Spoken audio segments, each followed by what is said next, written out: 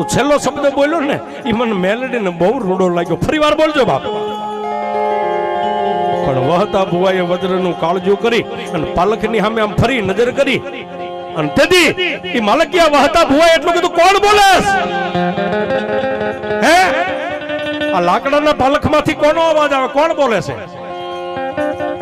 માં મેલડી ધીમે અવાજે બોલ્યા, વહતા વહતા મને તેજન ને ટકોરા ન હોય બાપ. મેલડી ને તારો આજ અવાજ છે ને મને મેલડી ને વહરો લાગે છે. મને વહરા મેણ માર માર એમાં એ મારી મેલડી સાંભળ બાપ.